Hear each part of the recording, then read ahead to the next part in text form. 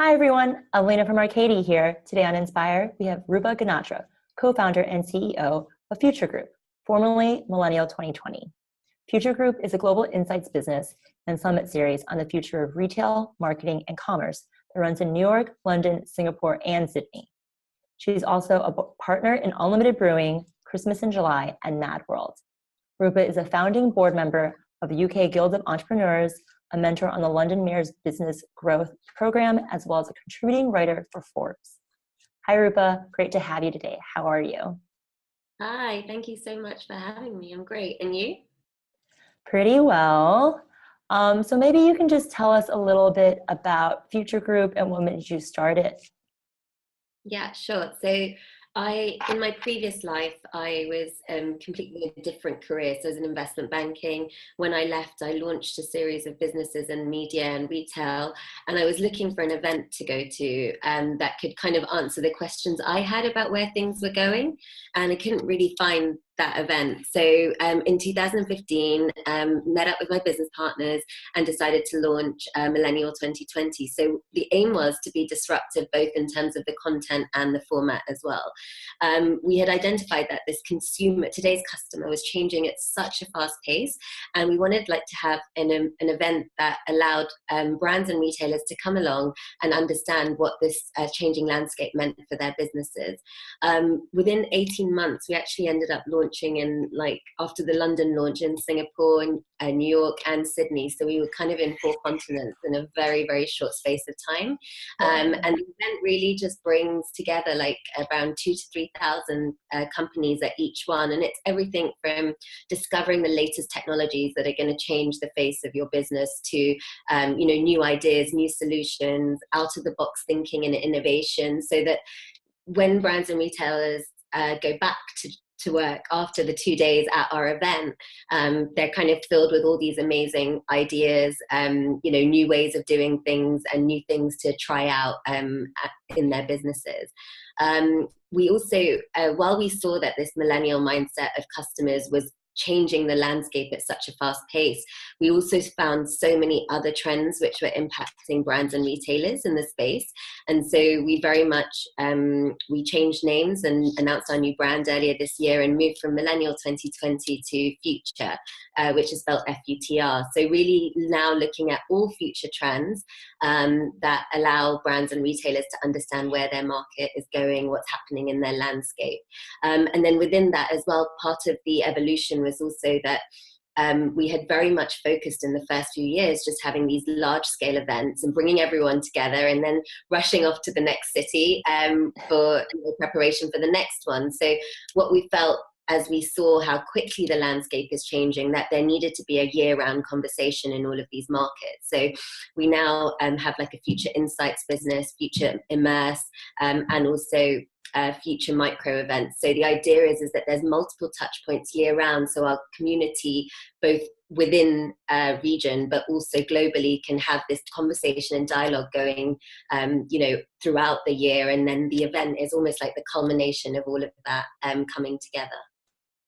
Very cool. I definitely think that, for events, it's really interesting because they are very short term. And then after that or before that, there isn't necessarily that continuing conversation. And it's really great that you guys enable that.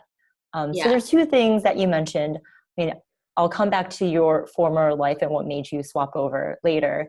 But you mentioned the millennial mindset of consumers.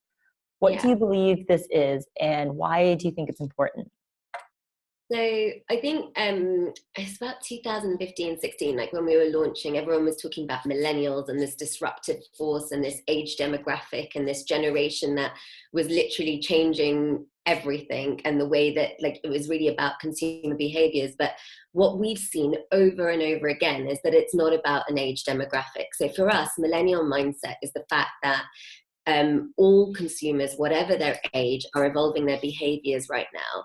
And that's things like instant gratification, convenience and ease of use. That's having a frictionless experience, whether they touch your brand online, whether they come to you in store, whether they're, visiting you via mobile app, whatever the experience, when they're touching you as a brand or a retailer, it's about giving them that frictionless ease convenience, experience. And I think for me that, and really for us as a group, is that it's, you know, it doesn't matter whether you're born between 1980 and 2000, which is kind of like the official definition of like the age demographic of millennials. Whatever age you are, whether you're younger, whether you're older, it's just a mindset, and it's this shift in mindset which is disrupting the commerce landscape and disrupting the way that brands and retailers do business going forward. So for me, it's like paramount for companies to understand what this evolution is and what this mindset is, because as it evolves, it will continue to require businesses to evolve to meet the needs of this consumer behavior. So obviously from this, you mentioned that, you know, frictionless and customer engagement is very important. What are the other big trends you see at the moment when it comes to brands and retailers communicating and engaging with their customers? Yeah, I mean, there are so many things. It's really hard to pick because it's literally every time I, you know, touch the topic or the content, it's amazing to see what different brands and retailers are trialing, what they're doing, how they're doing it. So it's amazing. But I think one of the things, again, going back to the millennial mindset of the customer and just expectations of the customer, as you're saying, so time is the biggest scarce resource today. And for me, it's about respecting the time of your customers. So one of the things I think is really interesting is how personalization has evolved over the last few years. So when we started our event, one of the first sessions around personalization was actually about how you personalize the first name of the email. And you put the first name in, and it was like, I think of that as like, oh my, like personalization 1.0, and we're like on, I don't know, 6.0 right now. But like I see the basic element of the beginning of actually, you're not just pushing stuff out and expecting your customer to choose what's relevant for them, but actually from the dear first name being personalized to where we are today, saying, actually, this is the customer, this is what they like, this is what they want. How can we, again, at every touch point, so whether that's through email comms, whether that's through customer service point, whether that's in-store, whether that's online. So I've seen like some incredible personalization case studies where, you know, you can go in store, buy something, and then have it connected to your online merchandising. So next time you're hitting the website, you'll be able to have that personalization element of, okay, that is something that you are interested in, let's say, for example, winter boots, and then going online and being able to like have that category of products just being the first thing that comes at you because you've already like tagged your interest in those sorts of products from that retailer. So I think there's so many elements to personalization that I just think it's a really exciting space right now. And I think that with AI and it's just going to further evolve in terms of what we can do. Obviously, there's also then the question of what we can do and what we should do, because there's so many things out there. So it's about, I guess, finding the right balance between trying new things, keeping and offering that level of like kind of bespoke, customized feeling where your customer feels like they're your only customer through the way that you have tailored like the offering and the communications to them. The other thing I find really interesting right now is this kind of so marketing has always needed to be for me is quite a creative role. So it's always required like an element of creativity. And there then has been this era of like an increased discussion around data-driven decisions, which is really important. Obviously, having the right data so you can make those informed data-driven decisions, and the science of data behind acquiring customers, retaining customers, marketing to those customers, engaging them. What I think is really interesting is kind of this rise of the twin brain marketer. So actually today you really need to have that combination of the art marketing being the creative angle, and then also the science of marketing, and be able to bridge those two together, never too much leaning on one over the other, because they're both, that magic has to be both of those combined as opposed to you know, more of one of them. And so I think the biggest trend that I'm seeing, and I see it all the time as our events even evolve, is that new roles are being created to cater for these new ways of doing things, new titles. Like, you know, there was a time where it was kind of a CMO, a head of marketing, a marketing director. There was that clear kind of titles that existed in every organization. And today you've got, you know, from chief digital to chief innovation to head of customer to head of customer experience to head of data, sitting in the data team, sitting with the marketing teams. And there's so much kind of internal evolution that needs to take place to be relevant and present and able to kind of react to this changing landscape. So I think that's quite an exciting trend that we'll see continue to evolve as well. Very interesting. Definitely, you can definitely see, you know, by the emails you get, and I mean, if you purchase stuff online, you can definitely see how things are slowly evolving and how things are changing, and experiences are a lot nicer. I'm curious to know what your thoughts are on what the three main challenges you believe are for online marketplaces and businesses, what they face today and what they will face in the future. Sure. So I guess in online marketplaces, I'd say that obviously in anything online, there are kind of all sorts of challenges and all sorts of opportunities. I'd say number one, for me, everything's about the customer, and it always, like, everything has to go back to the customer. So I think when you've got multiple buyers, multiple sellers, and you're kind of sitting in between, it's about how do you, I guess, offer a seamless customer service, given that there's people on both sides. So it's not you with the customer. So you're kind of sitting in the middle of that. So I think it's like having the right rules around the marketplace, having kind of that consistent customer service, whoever the seller is for the buyer or whoever the buyer is for the seller. So I think that's kind of one of the challenges that in a marketplace environment is quite, to work on from and again, it was all the touch points we discussed. So everything from the time of first contact with the product to the purchase of the product, all the way to the delivery of that product when it arrives, all those sorts of things. So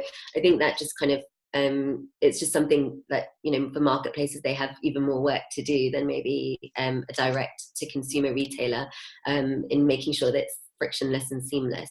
I'd say, obviously, if you're talking about like more earlier stage marketplaces, supply and demand is probably, and kind of getting that right is probably like another challenge. So especially when you're starting out, you've obviously got to kind of build both sides up at the same time. Whereas again, in a direct to consumer proposition, you are the seller, so you're really working on customer acquisition and customer retention. Whereas here you've got customer acquisition, customer retention, but also seller acquisition and seller retention. So you've got kind of that chicken and egg situation that you have to kind of build up to, as I'm sure you know, but to build up on both sides and kind of making sure you're providing value to both sides, enough value to both sides to continue them to be coming back. So I think, and I think also just generally in online, like everybody focuses a lot on customer acquisition, but customer retention should be the easier piece if you've got everything in your experience together. So technically you should be able to, bring together, continue to retain your buyers, continue to retain your sellers, and have that program working really well as well, so that there's less acquisition to do as you grow, and it's very much focused on retention as well. And then I guess the final piece I would definitely say is payments. So obviously marketplaces, you've got cross-border, multiple currencies, products flying all over the world. You've got a variety of different payment methods. So again, I think it's just really important and vital for the marketplace to ensure that they've got a really flexible but diverse offering of payment options and payment experiences, and have an ability to manage the FX risk that comes with being in that business. So I think both again from the buyer's perspective in terms of the purchase having a seamless payment experience, then the other piece is the seller also having like a seamless experience on their side when they're receiving the monies, and then the company itself being able to mitigate against the currency risk they're taking in those transactions. Excuse me. So I'd say that's probably, like, payments is such a big piece of the customer journey. So making sure that that's seamless across the board is obviously, I would think, is probably quite a challenge for the marketplaces. Very true. So we're talking about, lots of cross-border action and knowing, customers all over the world. I'm curious to know your thoughts on, because we see, a lot of marketplaces being built as a marketplace provider. And we've kind of noticed that there's a trend towards, more local, like hyper local, hyper vertical marketplaces. Do you also see that with like e-commerce stores or retail in general, where, there is kind of a trend towards everyone wants to make everything more sustainable. Everybody wants things more local. You don't necessarily want, a scarf from halfway around the world. You might just want one that's knitted by somebody next door or something like that. What are Yeah. your thoughts on this whole trend that may or may not be happening? Yeah, I absolutely love it. I'm not sure it's necessarily coming from traditional retailers, like the legacy brands, but where I have seen it today is more the new disruptive business models. So they are making that a core proposition. So, for example, like the business that I'm involved in called Unlimited Brewing, it actually produces the product at the closest point of consumption. So it reduces the carbon footprint by like a massive amount from all of this import, export, and kind of cross border, as you're saying. And that is just kind of one of the propositions that the product has. And I think that is just so interesting and, so relevant, because today, for me, retail is all about the community. It's about a two-way conversation. So the days of like I said at the beginning, like pushing products out and pushing a single newsletter out and expecting everyone to like action or like purchase or interact with you based on that single piece of content is just no longer really acceptable or is expected in the market. So I definitely think like it's about building a community around your vertical or around your, but that could be vertical but not necessarily local, or it could be local but not necessarily vertical. But it's all about this two-way conversation. And if you see some of the direct-to-consumer brands, especially coming out of the US, like the insane amount of valuations and growth that they're having over there, why they are able to do what they do is they do things like crowdsourcing products. So they don't even launch or manufacture the product before they know what their customers want, because they've got that two-way dialogue. If you look at how influencers today are creating their own product ranges and things like that, it's because they're able to have, through YouTube or whatever platform they're using, that two-way conversation and able to understand their customers at kind of that hyper personalized level. So I think it's a really interesting proposition to be both either vertical led or local led, or interesting to see what both of those look like as well. But I definitely see that more of the kind of, I guess, disruptive entrepreneurs, the new age business models are definitely, that's like some of the values that they adhere to, which is why we're seeing so much success and growth with those business models. Yeah, it's super interesting because, I think this is a theme that keeps on coming up throughout our talks with everyone, as well as in general. It's just, I think people with, the advent of technology and that we are looking at our screens a lot more, everybody kind of wants to find their community, and creating those communities from scratch is obviously much easier for, these disruptive new business models versus legacy brands, as you mentioned. But it is really interesting that everybody does, in the end, that face-to-face is really important, or at least the seeming personalization where you are a part of a community really can be a game changer. Yeah, and the authenticity as well. So like today, it's like customers want and should want, and I am, guilty of that too. But we want, authentic. I don't actually. Guilty is not the word, but we want authentic interactions. We want to believe in the products that we purchase. We want to feel that we're doing, even if it's like able to do something good in the world while we're purchasing them, or if it's going to, or there's a story behind it that, feels really real. And that is done in a community and a two-way conversation environment. So, that's really interesting. I have this kind of view that in the future, retail will continue to move much more into peer-to-peer. So I believe like more and more people will be sellers, more and more people will be the seller and the buyer. So I think it's just like with what you guys are doing, I think it's so interesting that people can go and create that hyper localized community and do it within a vertical that their passion will speak way beyond what maybe a large retailer selling those products could have as well. So I think it's just a really interesting approach. Yeah, definitely. Because I mean, everybody has their own experiences, and you're much more or aware of the pulse and touch points of what's going on in your own local communities than, you know, some big, huge retailer. So it's definitely very interesting to see what people are creating nowadays, and it will be very interesting to see what ends up getting created. Yeah, absolutely. Yeah. So, all right, all the way back in the beginning of this talk, you mentioned that you had a former life. And I wanted to touch on you as an entrepreneur. You know, you had a completely different 9-to-5 job, and now are doing something completely in a new industry. And a lot of our viewers right now are possibly in the same boat, and at the very least, they're also entrepreneurs who are looking to start a business. I want to know what some of the biggest obstacles or challenges you faced were, and how you had to overcome them, or how you actually overcame them. Yeah, sure. So I guess I would start, if there's a lot of, I guess, listeners who are still thinking about making that move, I'd probably say that the first challenge that I faced was that I wanted to create my own business. I wanted to have my own kind of design my future, and I wanted a more creative kind of path than what I was doing in the finance industry. So I knew that I wanted to be an entrepreneur and have businesses, but at the same time, you get so comfortable in your day to day, and you have that comfort. And, you know, I always used to say, oh, I'm an entrepreneur inside the bank, because we were building new businesses within the bank and new regions and things like that. But you're really not when you've got a salary coming in.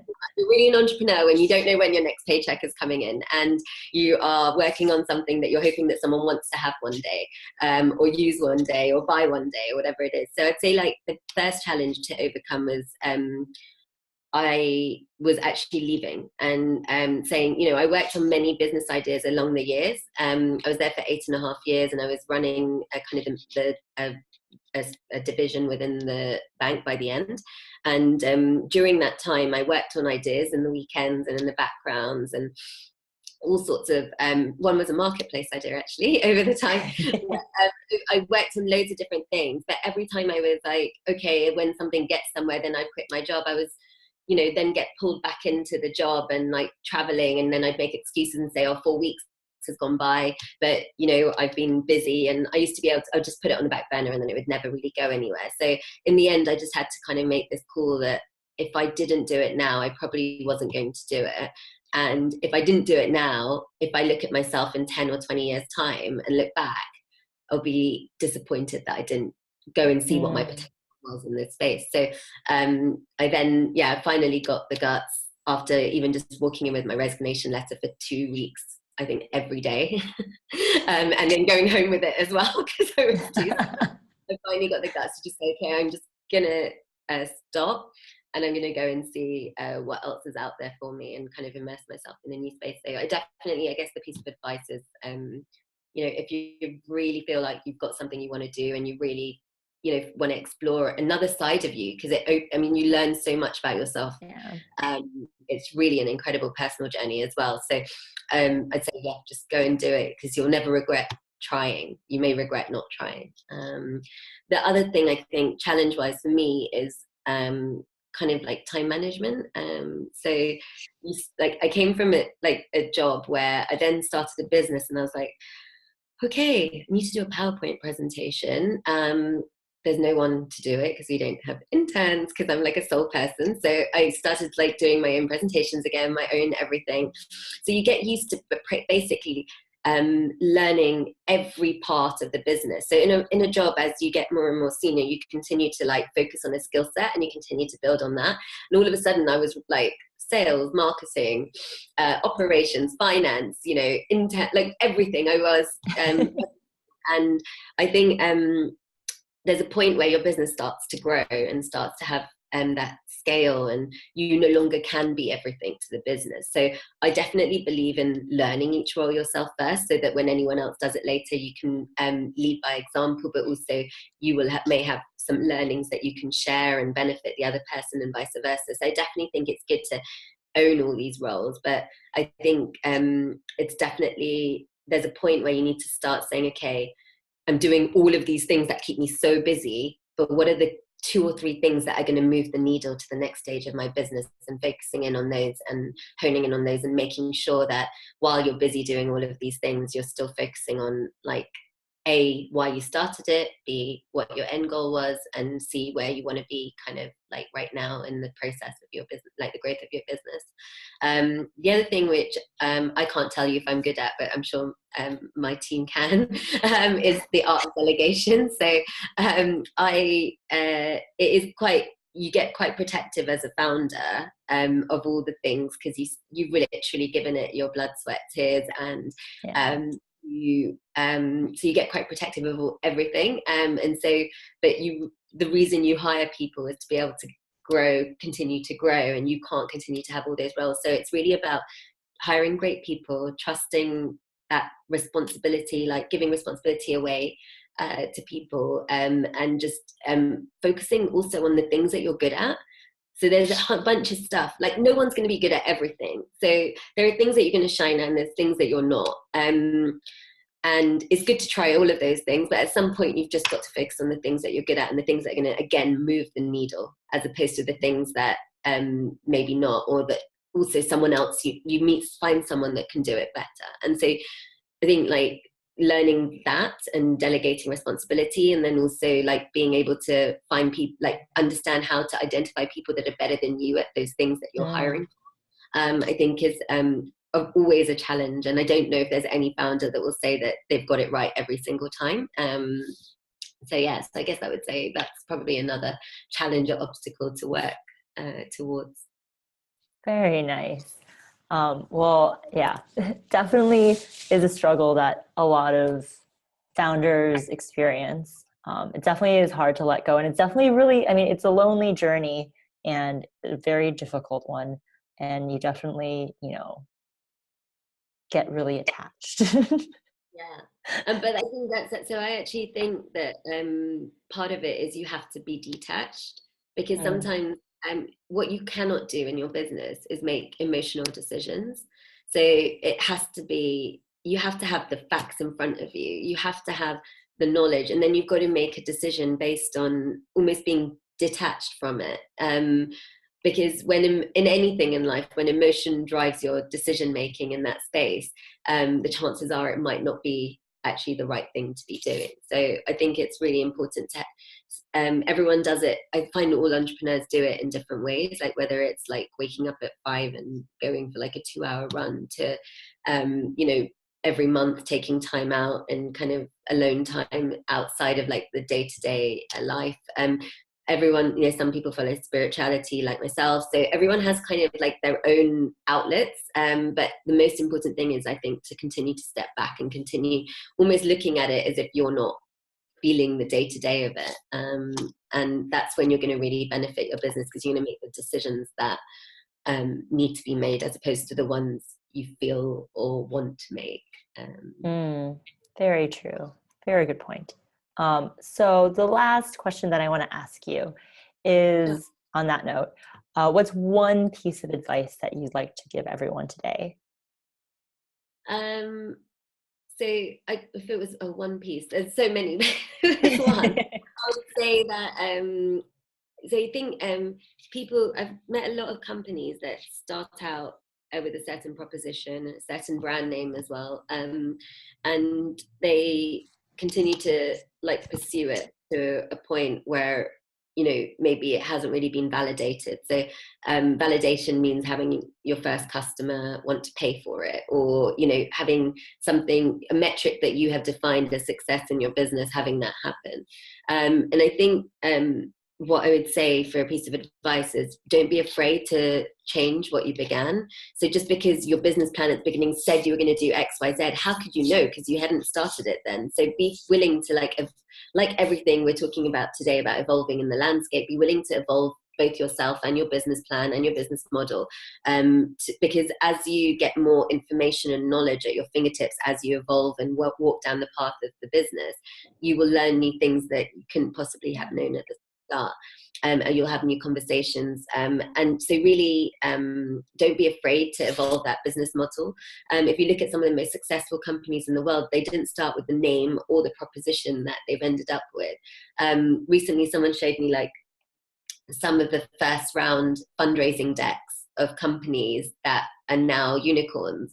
There was like an article showing them, and I thought it was so fascinating because none of them look as cool as they do today, because now they've had loads of money behind them and stuff like that. Some of them didn't even have the same name, and some of them will, you know, maybe the overall vision is still the same, but there are definitely changes along what they said they'll be right now to where they are, and those sorts of things. So don't be afraid, like, you know, to evolve that model, to continue to listen to that community and understand what they want from your proposition. You know, and even like with our with the Future Group, like, we evolved the name because we felt that we wanted to have a brand that had longer term legacy than the word millennial.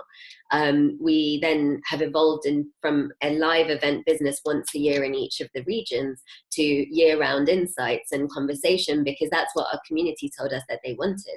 So they wanted more touch points and more conversation, because once a year wasn't enough anymore with the way that evolution is happening in this space.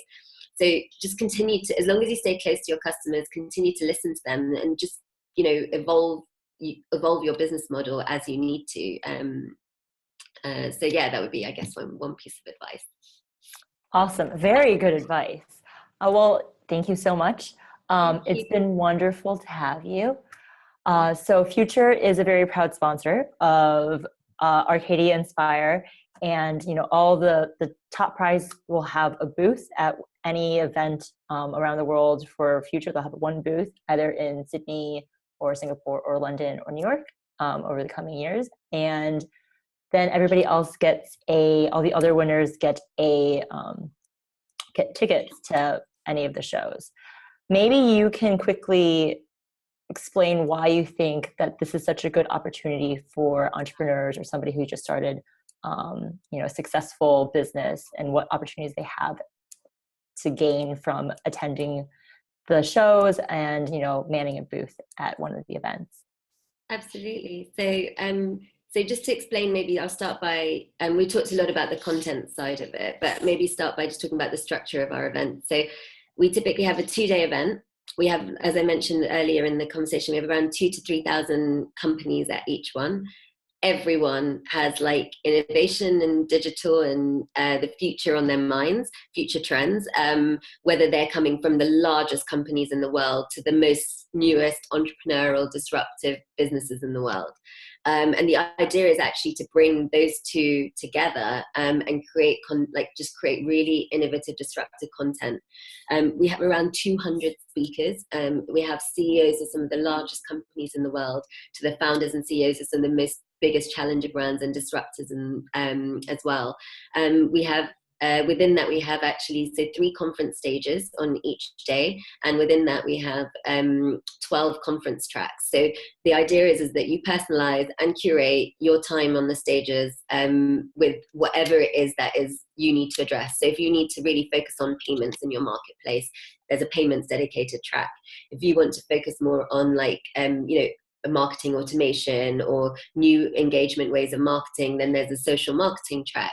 If you're specifically in the travel and hospitality industry or the fashion and beauty industry, you can then focus on a track specifically in your industry sector as well, where businesses, both large and small in your sector, will be talking about the things that matter specifically to that sector. We also this year launched in London, and it's now traveling across a half-day China track for anyone looking to do business with Chinese consumers and Chinese retail and e-commerce. So there's literally, the idea is that, you know, we create the content, and then you can personalize and curate for as much or as little as you want to consume on the content side. We then have a really awesome exhibition, which is where I guess the winner's booth is part of, where it's all amazing companies, technologies, you know, innovations and solutions all around this topic of the future of retail marketing and commerce. So you have hundreds of thousands of people walking by. You know, you never know where you might meet your next business partner, your next customer, your next partner, anything like that. So it's really amazing way to interact and engage. And within that, we run also a meeting program. So we preset meetings with companies as well, understanding the objectives of both sides. And we manage that in-house to ensure there's like, you know, great meetings being set up so people on top of having an app and having like the physical presence, can also preset these meetings through our VIP program. And then in addition to that, we have a bunch of parties. So we have a closing party, we have a VIP event as well. And then also like a series of kind of showcases. So everyone from Facebook and so on having their spaces on site. So you can come and meet with them and come and see what they're up to. You know, there's so much knowledge out there, whether you're launching a business, whether you have a business that you want validation for. So there's a lot of different opportunities to get involved. And, you know, we value everyone's time. We understand for anyone, whether entrepreneur or not, it's 2 days out of an office in a week is a lot of time to ask of people. So we value that. We try and provide as much value and content and enjoyment as well in return for the time that you invest in coming to our event. Wonderful. So for everybody who's listening, if you're already participating, well, that's what's in store for you if you win.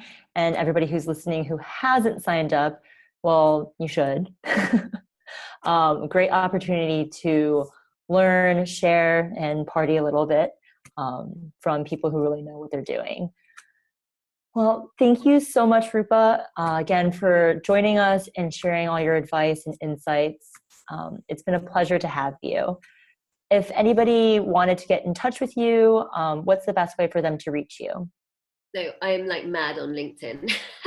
LinkedIn is probably the best place as a starting point. And I'm happy to connect on there. And I'm on there all day long. So that's kind of the platform I spend the most amount of my time. Awesome. All right. Well, thank you so much again for joining us. And thank you everybody for tuning in and listening. That's all that we have for today on Inspire. And until next time, be inspired. Thank you.